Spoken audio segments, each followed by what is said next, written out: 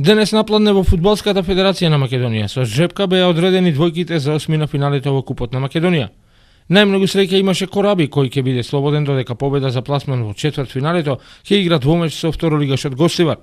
Првиот надпревар се игра во Гостивар, а во реваншот победа ќе биде домаќин. Во останатите средби од осмина финалето ќе се сретнат Тиквеш Работнички, Вардар Македонија Ѓорче Петров, Беласица Пелистер, Брегалница Академија Пандев, Скопје Силекси Шкендија Кидго. Од осмина финалето во Купот се играат по два надпревари. Првите средби се на програмата веќе следната среда на 19 септември, а реваншите се закажани за 3 октомври.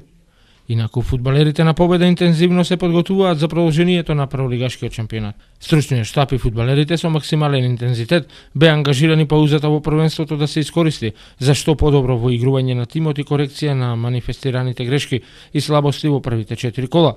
Шефот на стручниот штаб Мегленски полека го комплетира играчкиот ростер за следните два исклучително значајни домашни надпревари Соренова и Академија Пандев. Гешовски и Велковски одработија казната од баражот со Борец.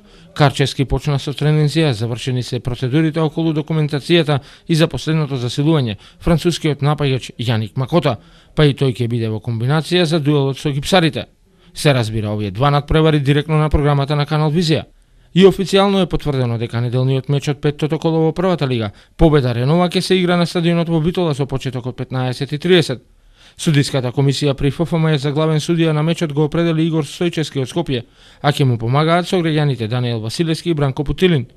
Делегатската функција ќе извршува Ненад Марковски од Македонски Брод, а контролор на арбитражата ќе биде Крсте Даниловски од Скопје.